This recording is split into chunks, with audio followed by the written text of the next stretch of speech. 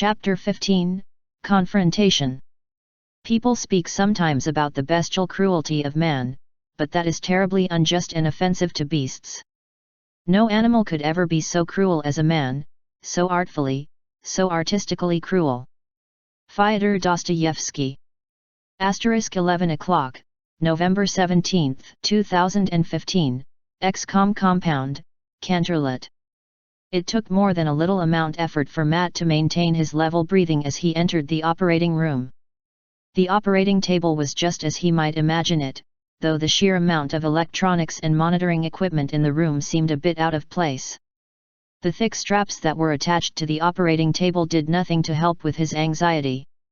"Don't worry," Hamill said as he came up behind Matt, though his expression was anything but calming. "Normally for a prosthetic installation like this, you would be sedated or even in induced sleep until the procedure was complete. As we are using this to test the regulators that Shen and Valen have developed, neither of those will be an option. The straps are there to keep you secure during the integration phase. More like to keep me from killing everyone if the regulator doesn't work." "I understand," Matt said, and he tried not to look down at where his left arm terminated. Over the past 2 days they had installed bits of hardware into his left arm to make the addition of the prosthetic go smoothly, as well as prevent his new arm from detaching during combat. The aforementioned regulator was also installed into the arm mount. In theory, he should have as much functionality as Lana without any negative side effects.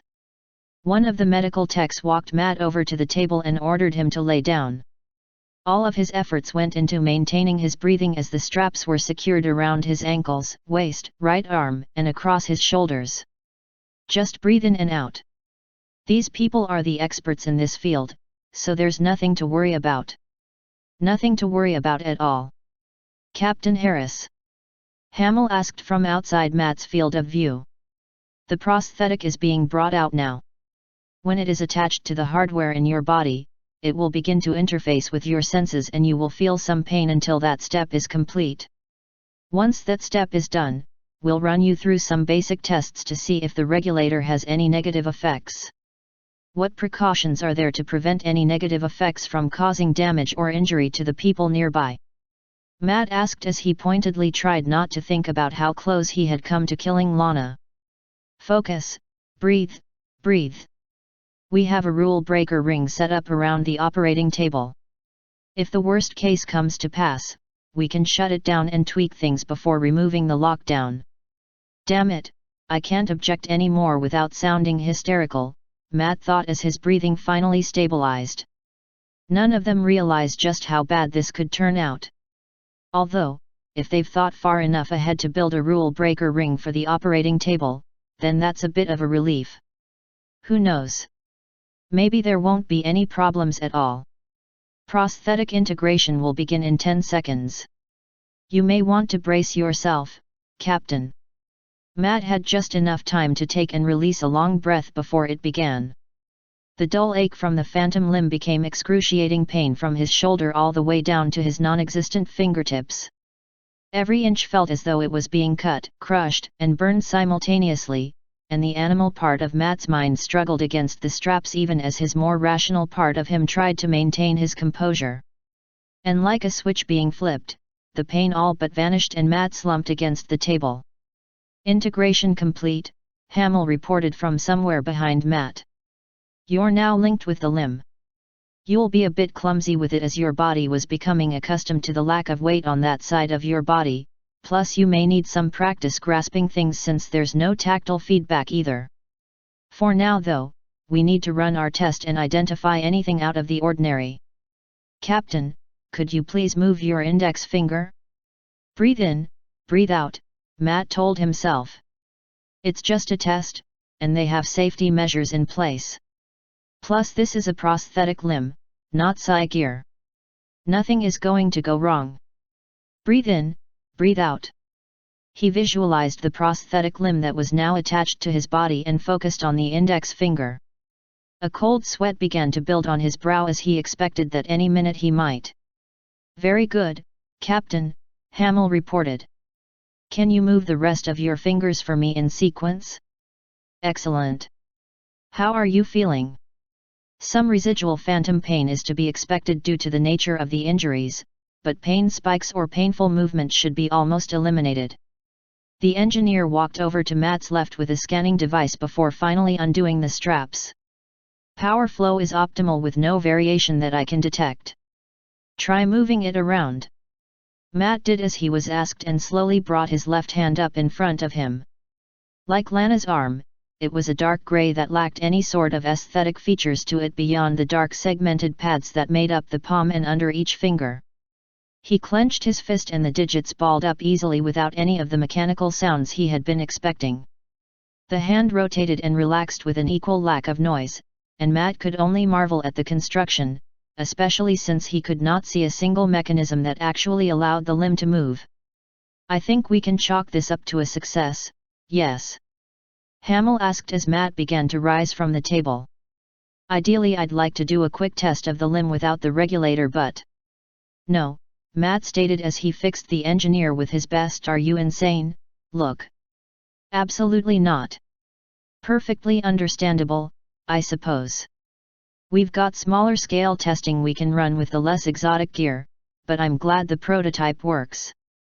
If all goes well, we'll be able to field mech support in under a week and the rest of the gear should be operational just after that. Again, if you start experiencing any sort of adverse effects, please come see me immediately. Do you think you'll need any help adjusting to the Hamill started to ask but stopped when he saw Matt was already in the process of changing from his hospital clothes and into the strike team off-duty uniform. After a few false starts and some careful maneuvers, Matt was once again in clothes he felt comfortable in. He was even able to lace and tie his boots with only a minimum of difficulty, which he was more than willing to chalk up to the unfamiliarity with the limb. Does this answer your question? Matt asked as he stood and spread his arms. As his arms reached outward, a terrible RRRIIIPPP filled the operation room as some part of the shirt caught on the prosthetic that it didn't agree with. Well, now I know why Lana wears what she does. Apparently so, Hamill said with a chuckle before turning back to the monitoring equipment. I won't keep you any longer than I have to, Captain. Just let us know if there are any problems. Matt sensed the dismissal and walked out of the medical area only to find Zhang waiting for him. I have to get my mind off of this thing, Matt thought as he addressed his subordinate. Lieutenant, what's the news? We're at nearly 80% efficiency. Personnel and equipment expenditures have been relatively low for XCOM, though local forces have suffered significantly, Zhang explained, and his voice dropped a bit. Refugees from Grufas have been coming steadily in from across the borders. About half of them are in fighting condition, and everyone approached consistently volunteers for anything they can. The boost in local troop levels is appreciated, but it's a pale shadow of what could have been. I see. What about Minon? The Minotaur's home island chain has been almost completely ignored, which makes Asterion confident enough to bring some of his elite troops and some of his exotic countermeasures to help defend Canterlot. When Matt looked over his shoulder and arched an eyebrow, Zhang continued. They have developed some form of cannon with enough stopping power to damage an alien ship. The one and only report of an alien incursion near Minon occurred while the aforementioned weapons were coming out of storage for testing before being shipped out. The testing proved successful, and the alien ship was shot out of the air and into the ocean. After seeing a bit of footage of our Skyringers and Interceptors, Asterion is confident his engineers can retrofit the Minotaur's growing fleet of airships for a similar role, though I am less than confident in the airship's capacity as a troop transport. As if on cue, a dull roar began to ricochet through the castle corridors. Matt had just enough time to look out one of the windows to spot the ugliest aircraft he had ever seen hurtle towards the castle. It was an unaerodynamic hunk of metal with a pair of bulbous engines protruding from the sides that bellowed fire and black smoke even as it descended at an increasingly risky speed. At the last possible moment the engines cut into reverse and the airship slowed to a halt and began to drop with all the grace of a stone. Just before what would likely have been a catastrophic crash, the engines spat flame directly downwards. Despite the sudden thrust, the airship connected with the stone courtyard with a combination clang and crunch of a hard landing. "Excellent!" a Minotaur shouted as he stepped out of one of the nearby buildings as the cargo ramp to the airship was lowered, or more accurately, fell, to the stone landing pad. "Smoothest landing I've seen all day." "I think I see what you mean," Matt added with a deadpan tone before taking a step away from the window. He had just begun to walk away but stopped in place as he caught sight of the first creatures coming down from the ramp. A pair of goats with oversized headsets and barking orders led the procession, followed by a line of minotaurs and a trio of figures with vaguely humanoid proportions but with obviously canine features. It's so easy to forget how many different races are on this world. They all are coming together though, which is good for everyone in the long run, Matt thought with a nod before continuing his walk down the corridor. How have forces been deploying then? I know the equestrians have some airships, but they're few and far between, and only one is really fast enough to be effective. Princess Luna and every arcanist capable of teleportation has been assisting with the deployment and recovery of troops in the field, Zhang explained. As I understand it, Princess Twilight has been contributing as well now that you no longer require all of her attention. Matt threw a skeptical look over his shoulder only to find Zhang's expression as implacable as ever. Did Lana tell you to say that? I have not spoken with Sergeant Jenkins today, though I understand that she wishes to speak with you regarding her recent investigations, Zhang replied as coolly as ever. I'm still not convinced Lana didn't have a hand in what Zhang just said, but I suppose I should tell her what Princess Luna told me regarding that investigation, Matt thought with a nod before another question struck him. Where has Discord been all this time?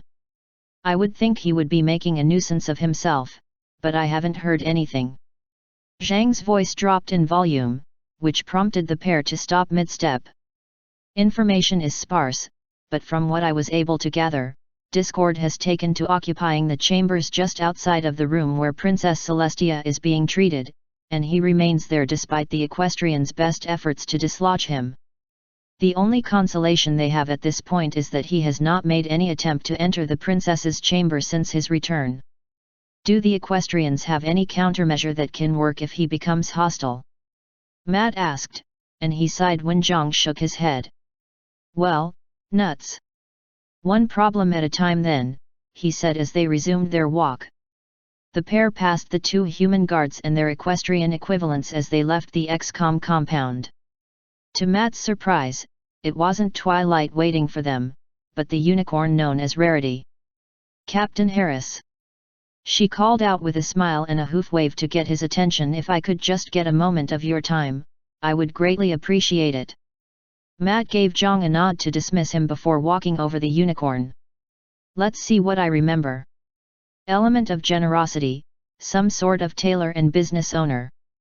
Both parents are alive, as well as her little sister. The moment Matt finished his thought, the memory of his conversation nearly a week earlier came rushing back to him.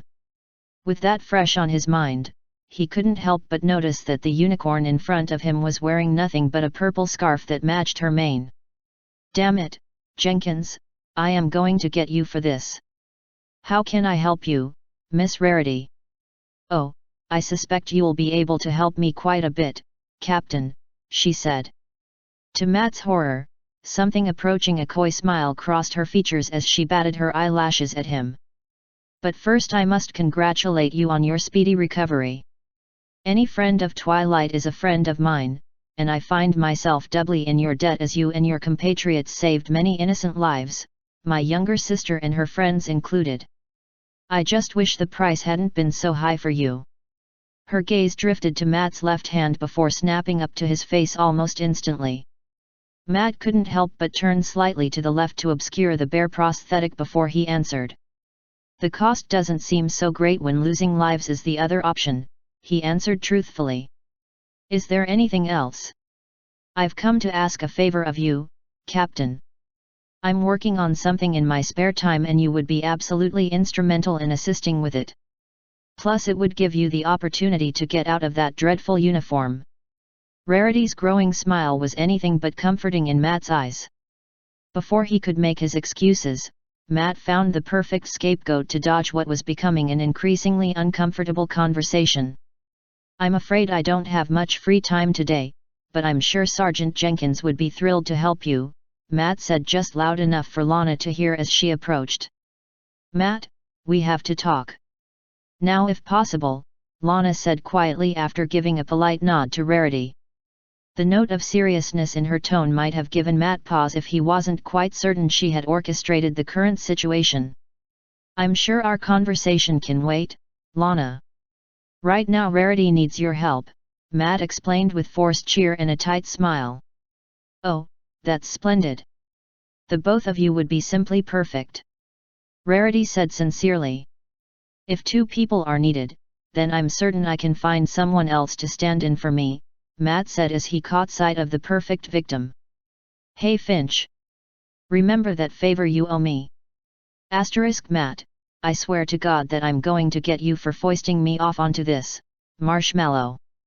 At least I have company in my misery," Lana thought as she forced her best smile in place. Jack Finch occupied the opposite corner of the spacious room that Rarity apparently ran her tailoring business from in the capital, and both humans had insisted on privacy screens to hide behind once it became apparent just what they were going to have to endure. "I had hoped that both you and Captain Harris could have attended," Rarity pouted as she used telekinesis and a ribbon to measure Lana's dimensions. "Not to discount your contributions, Mr. Finch, but I had hoped to have some time to speak with Twilight's closest human friends." "Not a problem, glad I can contribute," Finch said from behind his privacy screen, and Lana was quite certain that the Brit had some less than polite words for Matt that were too quiet to be heard. "Excellent," Rarity said, oblivious to either of her test subjects' reluctance. "As you might be aware, I do my best to craft the best clothing that any pony can wear in Equestria, but I've never had the opportunity to make anything for a bipedal wearer. It's a challenge I simply relish." The unicorn finally relinquished the measuring tape before heading to the center of the room. "The first step is going to be choosing the fabric to use and the colors. I think both of you would look amazing in red." "No," both Lana and Jack said simultaneously, and a long moment of silence filled the room afterward. "Well, the customer is always right, I suppose," Rarity finally managed to say. "I must admit to being surprised by the severity of the rejection. Might I ask why you both are opposed to the color? I'm sure it would make a fine color for a vest or shirt." "Superstition," Jack said. "Personal preference," Lana added. "Well, I suppose there isn't much that can be done to help that," Rarity surrendered with a sigh. "Perhaps a nice mauve would suffice?" she asked hopefully. When she caught sight of the skeptical look on Lana's face, she let out a sigh. It didn't last long as she took a moment to study the woman's features before smiling brightly. "Oh, idea." As Rarity turned away, Lana's forced smile dropped in favor of a sinister smirk. "Rarity, I think I understand why you wanted to talk to Matt. A girl has to watch out for her friends, after all. I'm just a bit confused as to why you wanted me here. Both you and Captain Harris are Twilight's friends. Why would I want to speak with him instead of you?" Rarity asked absently as she flitted about the room gathering various tools that Lana only vaguely recognized. "Oh," Lana said with a forced pause as she schooled her features into something approaching awkward avoidance. "Well, if that's not the case then I guess it was just me jumping to conclusions. Never mind." Just like her expression, she crafted her tone to indicate she had something to talk about but couldn't. The look on Rarity's face as she turned around was all the confirmation Lana needed that the unicorn had taken the bait. "Oh? Is there something we should be concerned about?" "Not at all. Matt is a really great guy, after all. I would find it hard to believe he was anything but, given all that he has done for us in his short time here," Rarity stated, though her complete and focused attention was now on Lana as she tried to puzzle out just what it was Lana was hinting at. Lana agreed as she looked away and muttered just loud enough for Rarity to hear, "He did a lot for Twilight when she was on Earth, too." "Oh?" Rarity asked with an arched eyebrow, and Lana could almost see the light bulb turning on above her head. Oh. Oh. Do you mean? I really shouldn't be talking about such things behind their backs, Lana said regretfully, and she could see her avoidant non-answer all but confirmed the conclusion that Rarity had reached. Let's see if you can be so smug when this catches up to you, Matt. She thought, and she was careful to keep any sign of her scheming from showing up on her face. It had felt like hours before Lana was able to escape Rarity's numerous attempts to get her into a skirt. Once the unicorn had finally surrendered to the fact that Lana wasn't going to cooperate with that plan, she adjusted her designs to something a bit like the Chinese clothing she vaguely recalled during her brief stint at trying to be a regular girl growing up. I can't delay this any longer, Lana steeled herself as she turned to the other victim of Rarity's whims. Finch, follow me. There's something I've got to take care of and I need backup. Finch spent just a moment evaluating the serious tone in Lana's request before nodding and falling into step behind her. Can I ask just what we'll be doing, and why we aren't going to Captain Harris first? Matt is aware of this situation, Lana explained, before cutting any further explanation short. Finch doesn't need to know more than that. I spent the last few days tailing Firecracker to confirm just what he is, and if Matt is going to be a jackass then I'll manage this on my own, she told herself. When Lana caught sight of a familiar Pegasus, she raised a hand to wave. Headwind. Do you have a free minute or two? Finch and I were going to track something down real quick. Headwind was clearly off-duty and not on alert status as he was without his armor, but he easily fell into step beside the two humans. What's going on, Lana? You and Finch looked awfully serious just a second ago. Hopefully it's nothing, Lana said smoothly. Just hitting a few contacts about a security concern we have. Thought you might like to tag along. Plus if the worst case scenario comes about, it would be good to have an equestrian there to back us up officially, she silently added as the impromptu trio weaved their way out of the civilian sections of the castle and into the Equestrian Guard's senior officers' area. Lana and Finch received a few odd looks but were otherwise undisturbed as they made their way to Firecracker's office. If you two don't mind waiting by the door, I would greatly appreciate it. I shouldn't be more than a minute inside, Lana explained quickly before stepping into the office and closing the door behind her. Oh, Miss Jenkins. Firecracker said as a charming smile appeared on his face. I would normally be thrilled about your visit but I am terribly busy at the moment. He waved a hoof at the massive amounts of paperwork piled up on the desk in front of him. The desk itself appeared to be more of a supper table given its dimensions and general style but that hadn't stopped the unicorn from using it as a work desk. I suppose I could make some time for you now though, since this paperwork is terribly dull. Lana took a seat at the far end of the table but did not lean back or relax. I know what you are, she said simply as she stared directly at Firecracker. Oh? He asked with an arched eyebrow. Well, don't keep me in suspense. What am I? Changeling. There was absolutely no reaction from Firecracker for a long moment before he tilted his head in confusion. Well, that's new. I've been called many things, but never that. Why do you come to that conclusion?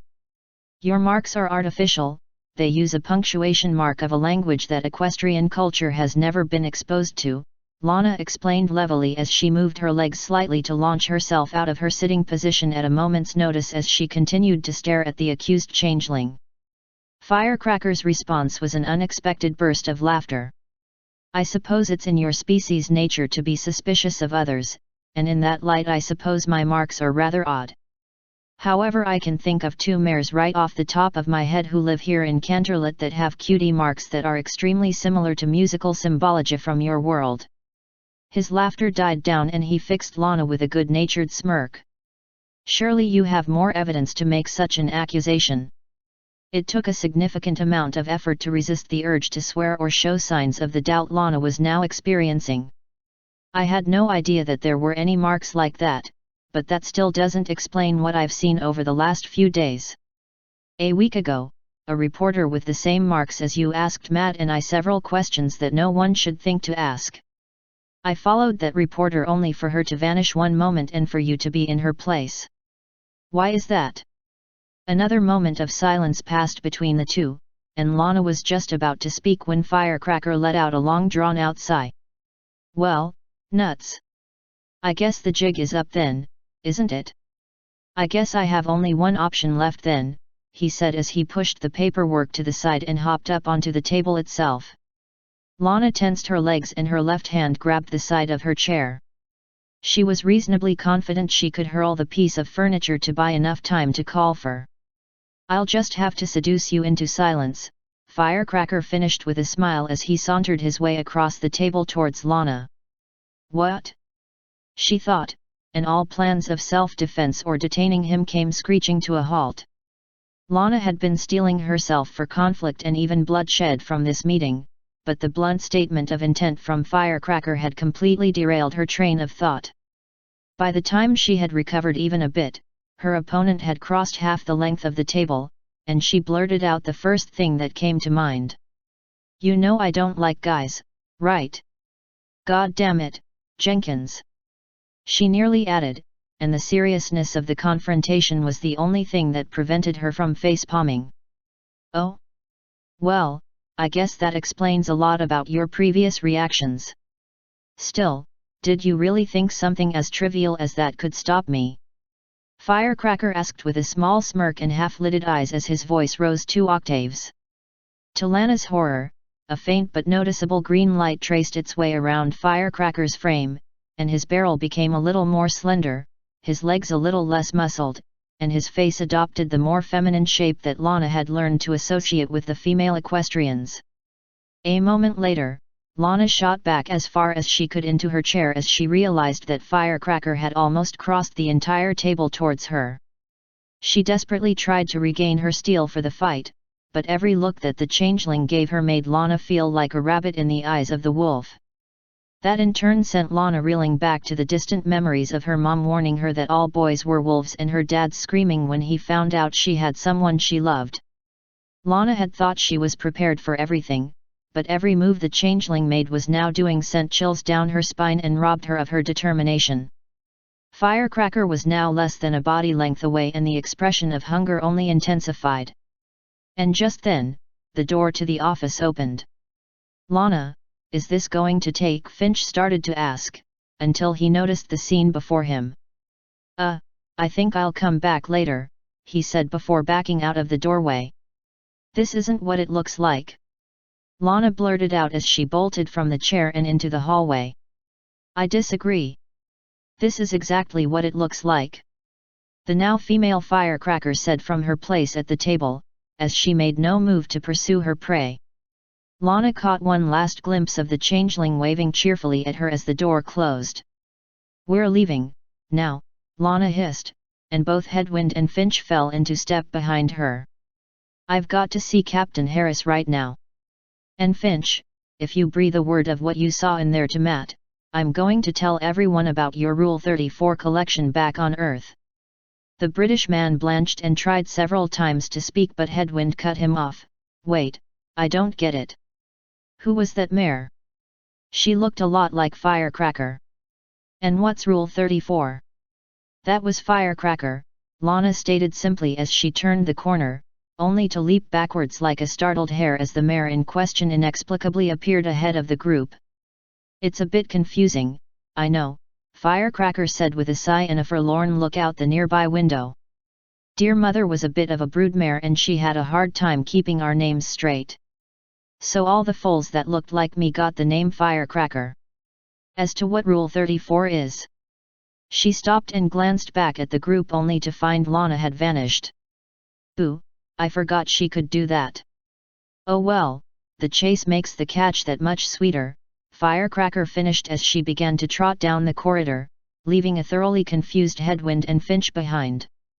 Victor's time in Equestria had been a non-stop string of uncomfortable moments whenever he was in the presence of the natives. "I'm almost starting to prefer the fights against the invaders," he thought ruefully. "Shoot and get shot it's a fairly simple relationship. These equestrians though, I can't tell if they're making conversation to learn things or if they're tailoring their topics to make things as awkward as possible. I had a griffin friend, but I never thought to ask. The Pegasus known as Rainbow Dash asked, "What's it like to eat meat? What's the texture and flavor like? None of us eat the stuff, so I've always been curious." Well, Victor started as he spared a glance at Applejack. The Earth Pony Mare had been his unlikely ally whenever Victor's conversations approached uneasy territories. The look of mild nausea on her face was a clear indication that he was going to get no help from her. A glance towards Fluttershy revealed the timid Pegasus's surprising degree of comfort with the subject. Well, I suppose that might be understandable. She supposedly worked with all kinds of animals. It goes without saying that she probably had meat eaters on her guest list. "C'mon, spill the beans." Dash pressed the issue. She leaned forward as far as her bandages would allow with an eager expression as she waited for the answer. "Beans," Victor improvised. "It tastes like beans." "No way. You're lying, aren't you?"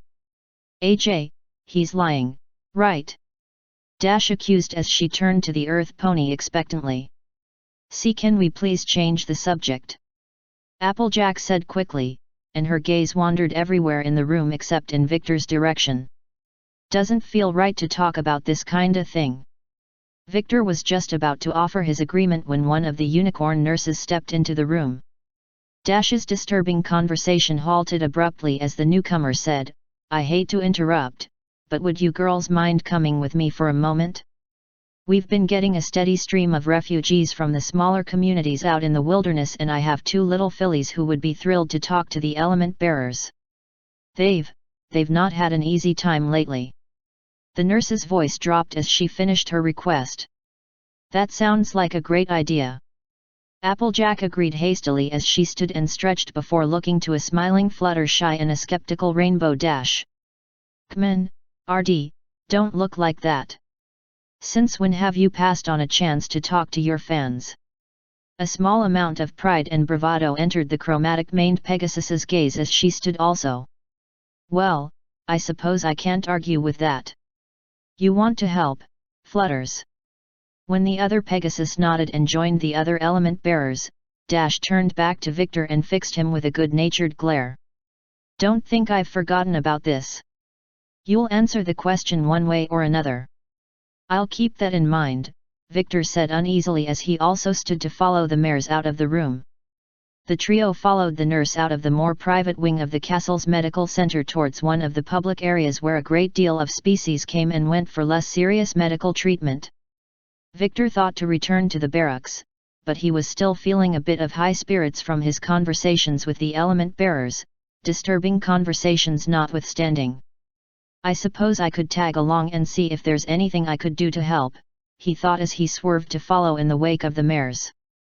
The aforementioned fillies were surrounded by a herd of concerned adults that ferret in a non-stop chain of water and food for the younglings to eat as they recover.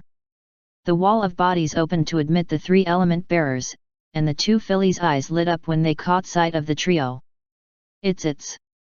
One said to the other with repeated hoof waves and excited prods to the side as they recognized the three mares before both sets of eyes drifted upwards to Victor. Up until this point, Victor had thought he was proficient in handling children, even equestrian children. He had even weathered the tinfoil assaults of three little fillies who were convinced that he was somehow mind-controlling Fluttershy, Rainbow Dash, and Applejack. It had become something of a daily occurrence for him to encounter those three younglings, and if pressed he was confident that those experiences might come in handy. Victor had just raised a hand to wave at the pair, when they reacted in a way he did not anticipate. Both fillies dropped their food and drink, and they screamed. They stumbled off of their stools and bolted into the wall of adults with little success. Despite the barrier that held them in place, the two younglings still pushed with all their might before fixing Victor with two terrified looks that froze him in place. All hope of conversation with the pair vanished as they continued to scream despite the placating moves by the adults. Their cries only stopped when the nurse stepped forward and cast a spell. Both of the younglings immediately fell asleep. A brief commotion ensued as the pair were spirited away by the nurse to a private room, leaving Victor and the three element bearers to wonder just what had caused the outburst. Matt wasn't really one to believe in karma or supernatural forces prior to his time with XCOM and before meeting Twilight. Since his arrival on Equestria, he was beginning to believe there were forces at work that were beyond his control. When Lana burst into his office during a meeting with someone else, Matt was convinced that things were finally going his way. "Good afternoon, Lana. We were just talking about you, in fact," he explained as he motioned to Firecracker, who turned and waved cheerily. Lana's response was a wince followed by a glare. "Captain, I need to speak with you. In private." "There's no need to be so formal, Sergeant. Firecracker has already explained the situation," Matt said as he clasped his hands before him. He suppressed a wince as his metal digits pinched their flesh and blood counterparts, but it was far harder to suppress the positively diabolical grin he wanted to direct at Lana. As Firecracker is technically a civilian contractor operating under the authority of the Crown, and not a direct agent of said royalty, XCOM regulations do not prohibit a relationship, should you two choose to pursue it. For the first time Matt could remember, Lana was reduced to incoherent babbling as her horrified look went from the captain's carefully composed expression to Firecracker, who waved a hoof excitedly in her direction. "This is no time for jokes, Matt. Firecracker is a changeling," she finally hissed while fixing the accused with a glare. "Indeed. Your point?" Matt asked. A full 5 seconds of silence filled the room as Lana's glare snapped back to Matt and her jaw slowly clenched. "You knew. I told you that I informed Princess Luna about our suspicions, and she was courteous enough to share the information with Major Fujikawa and I. Unfortunately, we were not authorized to share this with any of the lower ranks as Firecracker's service to the princesses might be jeopardized if it becomes common knowledge." Matt did his best to give Lana an accepting smile, but he had no doubts that he was failing miserably. "It seems that Firecracker has been quite smitten with you for a while now, as Major Fujikawa stated that he was nothing but professional with her whenever they were working together. Annette also confirmed this when I asked her. It's only around you that he was so forward." "Oh stop, you're making me blush," Firecracker said with a hoof wave in Matt's direction and a giggle. "I will get you for this, Harris," Lana growled before storming out of the office. "Something tells me that I might come to regret what happened here, but for now I think I'll enjoy my little bit of revenge," Matt thought as he let out a sigh.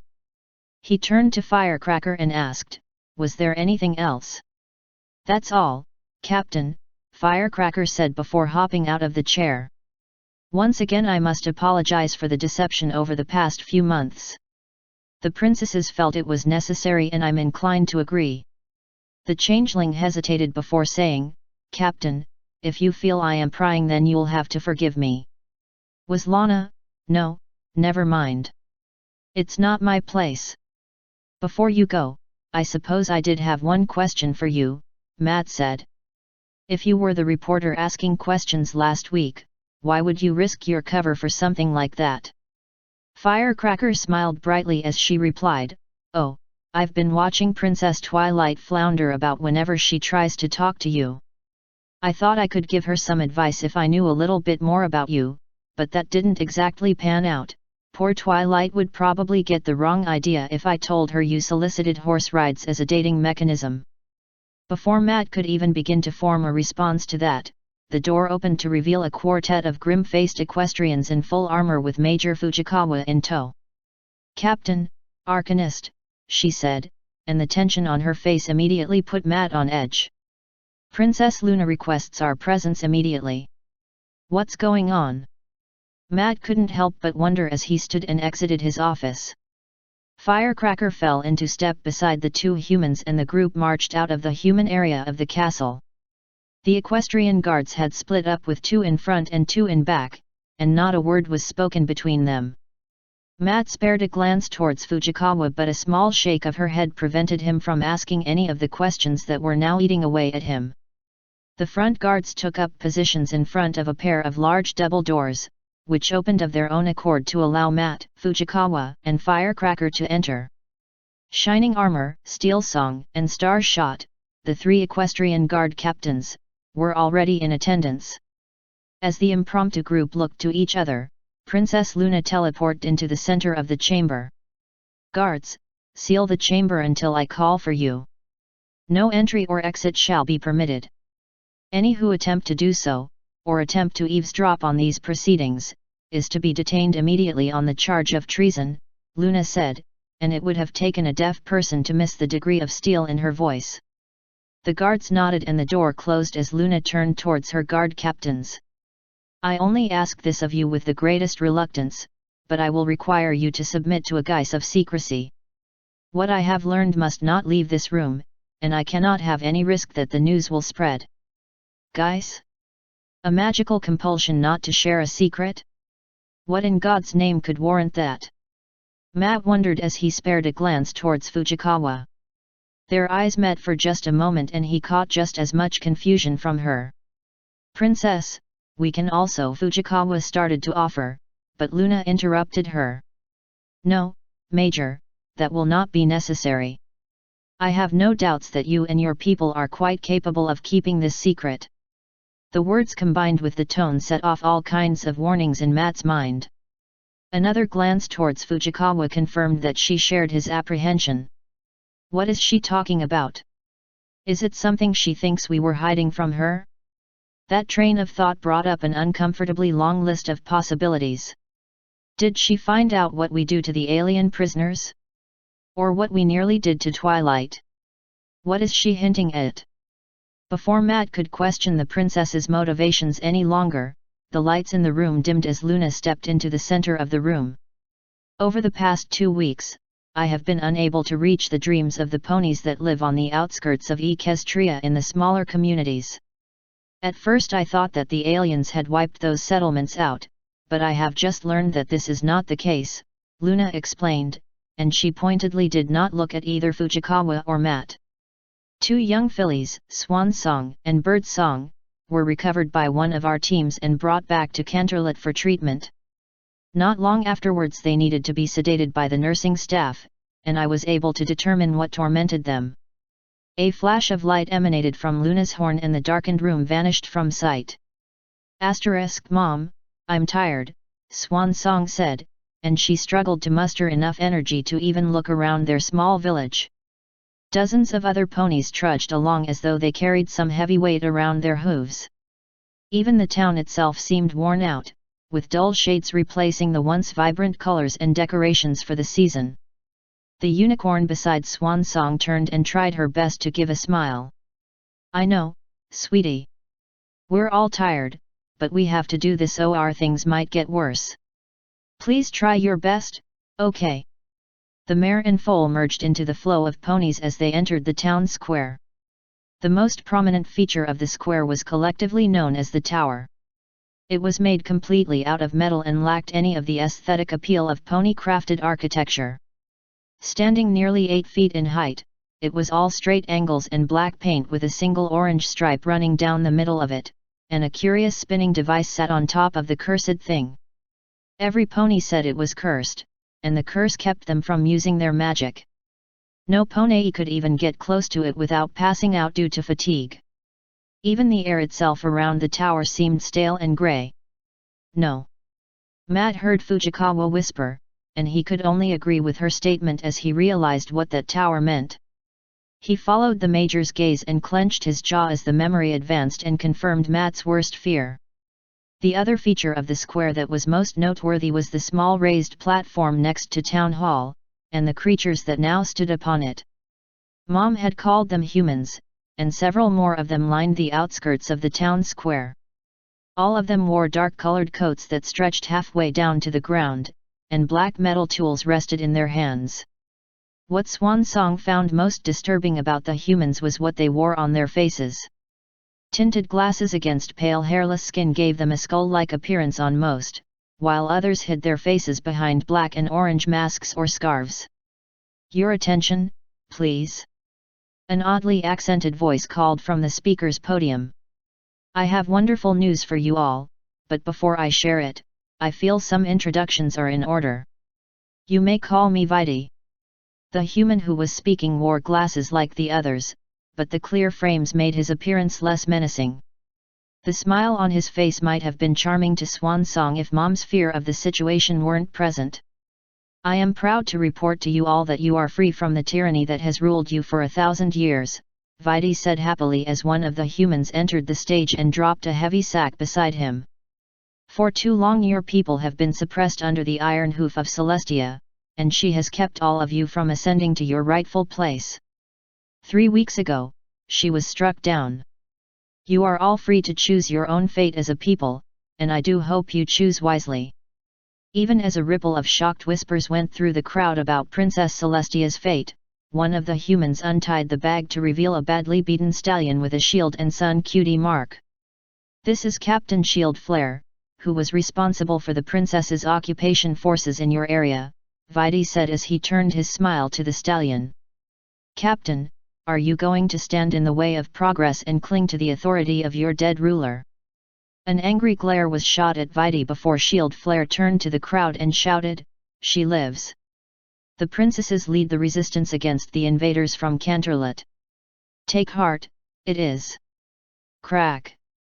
The crowd recoiled in horror as Shield Flare's head vanished in an explosion of superheated gore and burning hair. Swan Song tried to bury her face and hide from the horror of what just happened, but she found that she couldn't tear her eyes away from Vidi. The former captain chose his fate, poorly, the human said as he looked disdainfully down the sights of what could only be a weapon. Vidi holstered it and turned to the now timid crowd. Those that cling to the old order are an obstacle for the new. It is my job to remove these obstacles. Now, I hope that... Murderer! Monster! A mare screamed from the crowd. He had a wife. He had foals. How could you do that? If you are a part of this new order, then I want nothing to do with it. Less than a second passed before a second, then a third, voice joined her. Vidi's affable smile slowly began to drop as the fear of the crowd began to morph into anger and outrage. Uneasy glances were exchanged between the humans as a dull roar began to fill the square and an airship flew over the town to hover over a nearby building. Fine. Just as the former captain served as an example to all of you, so shall all of you serve as an example to others, Vidi said as he turned away and leaned towards the nearest human. Disperse the crowd. Don't be gentle, he said before leaping to the building roof and boarding the airship, which ascended into the sky. A second round of glances passed between the humans and the one Vidi had spoken with started to reach down to his belt for a reinforced baton, until a thrown piece of pottery shattered against the side of his head. He staggered for just a moment before aiming his weapon at the crowd. Weapons free! The human roared, and he fired into the crowd. The outraged shouts were replaced with screams as the rest of the humans began to fire. Blood-red beams of energy lanced out and killed several ponies, while the rest fell to panic and tried to flee. Swan Song clung tightly to Mom's back as she galloped away with the survivors. The pony running next to Mom tumbled to the ground after losing a leg, and her screams were cut short by another crack of the humans' weapons. The flow of the stampede halted as a pair of humans running along the rooftop began to fire down on the ponies at the head of the herd, and Mom ducked in between two buildings to escape the massacre. The moment of safety was brief as Mom continued to sprint towards home. It will be okay, Swan. We're almost home, she rasped as she continued her gallop towards their familiar front door. A swift kick was all it took to throw it open, and then they were safely inside. Mommy, what's going on? I'm scared, Birdsong asked from her bed even as Mom kicked the door closed. Girls, I need you both to get under the bed right now and don't make a sound, Mom ordered quickly, and Swan helped her little sister into the hiding spot. Less than a second after they settled in, the door flew open with enough force to knock it off its hinges. Mom whirled to face the doorway and she pleaded, No. Please. I don't tea. Crack crack. Mom fell to the floor, and it took everything that Swan had not to cry out. Birdsong began to sob, and Swan held onto her tightly even as a pair of boots stopped next to Mom. Clear inside, a human voice announced before ordering, "Check under the bed." Fear gripped Swan as a second pair of boots approached the edge of the bed. One of the legs bent and suddenly she was looking into the face of one of the humans. Darker skin and long black hair tied into a tail behind the head separated this one from the appearance of the others, and for the longest moment she stared at the two sisters. "Clear here," she said before standing, and the two humans exited the song home. The memory abruptly ended as Luna turned to face the two humans in the room. "Major, Captain," she stated quietly. Her voice had taken on the fragile tone of someone who had the power, motivation, and fury of an wrathful god, but was containing the inevitable explosion out of polite courtesy. "You will explain this to me. Now."